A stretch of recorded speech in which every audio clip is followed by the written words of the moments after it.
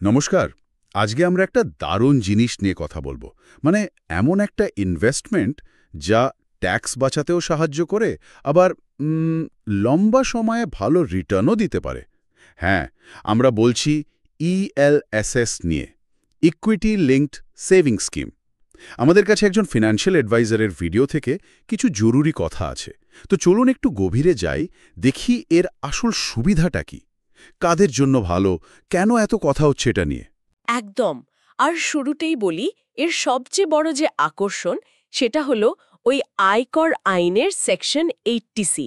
মানে এই সেকশনের আন্ডারে আপনি বছরে প্রায় 1.5 লক্ষ টাকা পর্যন্ত আপনার মোট আয় থেকে বাদ দিতে পারেন।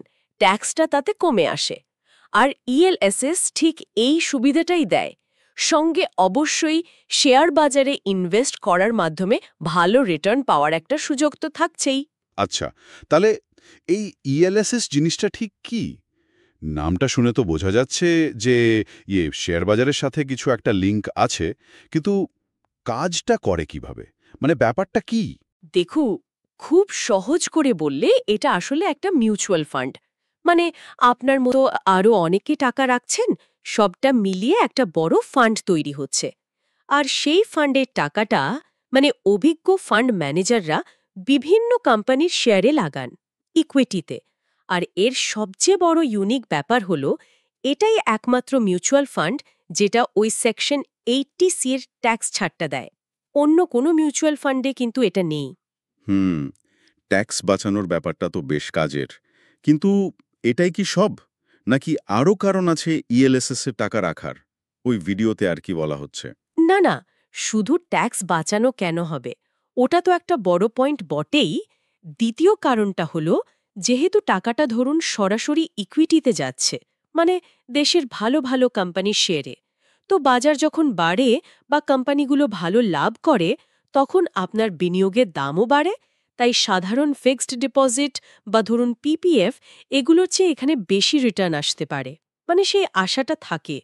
যদিও হ্যাঁ, এটা ঠিক যে ঝুঁকিটাও একটু বেশি, বাজারের ওপর যেহেতু নির্ভরশীল। আর আরেকটা কারণ অবশ্য লক ইন পিরিয়ড নিয়েছিল, তাই না? বলছিলেন যে অন্যান্য ট্যাক্স সেভিং স্কিমের থেকে এটা নাকি কম। হ্যাঁ হ্যাঁ, ঠিক ধরেছেন। এটা একটা বিরাট সুবিধে। ভাবুন, পিপিএফ এ টাকাটা 15 বছরের জন্য আটকে গেল, বা এনএসসিতে 5 বছর। সেখানে ইএলএসএস এ মাত্র 3 বছর। মাত্র ৩ বছর? এটা তো অনেক কম। হ্যাঁ, এটাই অনেকের কাছেই মানে খুব অ্যাট্রাকটিভ লাগে। আর 4 নম্বর পয়েন্ট হলো এসআইপি, মানে সিস্টেম্যাটিক ইনভেস্টমেন্ট প্ল্যান। এর মাধ্যমে আপনি প্রতি মাসে অল্প অল্প করে ধরুন 500 কি 1000 টাকা দিয়েও শুরু করতে পারেন। ধীরে ধীরে একটা ভালো ফান্ড তৈরি হয়ে যায়। আচ্ছা, এত সুবিধার কথা শুনে মনে হচ্ছে এটা তো অনেকের জন্যই ভালো হতে পারে। কিন্তু ভিডিওতে কাদের কথা বিশেষভাবে বলা হয়েছে? মানে কাদের জন্য এটা সবচেয়ে বেশি উপযুক্ত? করতে চাইছেন তাদের জন্য এটা একটা মানে কি বলবো, অবভিয়াস চয়েস। আবার ধরুন যারা সরাসরি শেয়ার বাজারে টাকা ঢালতে একটু ভয় পান বা দ্বিধা করেন, কিন্তু আবার বাজারের রিটার্নটাও মিস করতে চান না, তাদের জন্য এটা খুব ভালো অপশন। কারণ এখানে তো একজন এক্সপার্ট ফান্ড ম্যানেজার আপনার টাকাটা দেখছেন।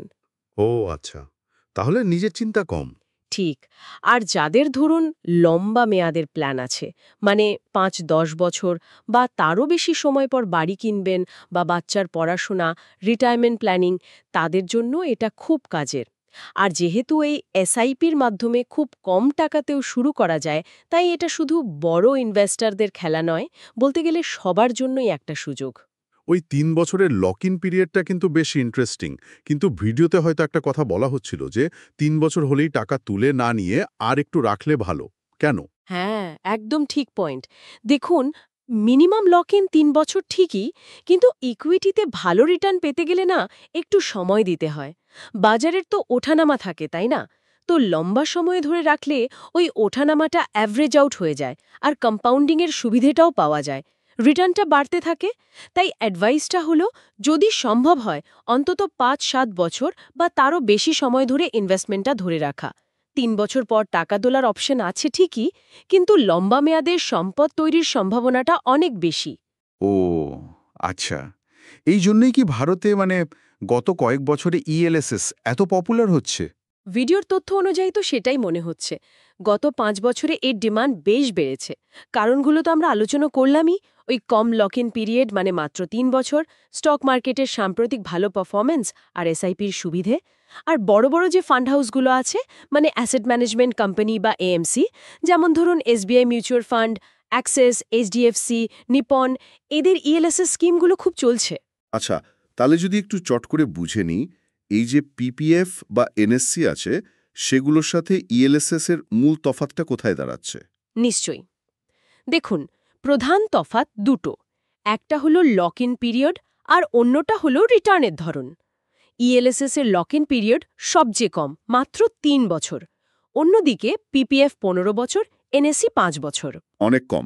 হ্যাঁ, আর রিটার্নের ক্ষেত্রে পিপিএফ বা এনএসসিতে রিটার্নটা মোটামুটি ফিক্সড থাকে, মানে 7-8% ধরুন, কিন্তু বেশ নিশ্চিত। কিন্তু ইএলএসএস এর রিটার্নটা বাজারের ওপর নির্ভর করে, তাই এটা বেশ ভালো হতে পারে, ধরুন 12-15% বা তার বেশিও হতে পারে। আবার ঝুঁকিটাও আছে, মানে কমও হতে পারে বা নেগেটিভও হতে পারে। মানে কম সময়ে টাকা ফেরত পাওয়ার সুবিধার সাথে আপনাকে বাজারের ঝুঁকিটাও নিতে হচ্ছে। আর কিছু কি বিশেষ সুবিধার কথা বলা হয়েছিল? হ্যাঁ, ওই যে বললাম, পেশাদার ফান্ড ম্যানেজার আপনার টাকাটা ম্যানেজ করছেন, আপনাকে রোজ দেখতে হচ্ছে না বাজার কোথায় গেল। আর খুব কম টাকাতেও শুরু করা যায়, মানে মাসিক 500 টাকার এসআইপি দিয়েও আপনি শুরু করতে পারছেন। এটাও একটা বড় ব্যাপার। তাহলে মোটের ওপর বলা যায় ইএলএসএস ট্যাক্স বাঁচানোর সাথে সাথে শেয়ার বাজারে ইনভেস্ট করার একটা বেশ ভালো রাস্তা, আর ওই কম লক ইন পিরিয়ডটা এর একটা বড় আকর্ষণ, তাই না? একদম তাই। তবে শেষে একটা প্রশ্ন আমি একটু ভাবার জন্য রাখতে চাই। ভিডিওতে আমরা সুবিধাগুলো দেখলাম, কিন্তু এই যে 3 বছরের কম লক-ইন, যেটা অন্যদের তুলনায় এত ভালো লাগছে, এটা কি ইকুইটির যে দীর্ঘমেয়াদী চরিত্র তার সাথে সবসময় ঠিকঠাক খাপ খায়? মানে বাজার তো ওঠানামা করবেই, সেক্ষেত্রে সবচেয়ে কম সময়ে টাকা তুলে নেওয়ার এই যে অপশনটা, এটা কি লম্বা মেয়াদে সম্পদ তৈরির জন্য সত্যি ভালো, নাকি আসলে একটা বাধা? এটা কিন্তু প্রত্যেক বিনিয়োগকারীকে নিজের লক্ষ্য আর পরিস্থিতি বুঝে একটু ভেবে দেখতে হবে।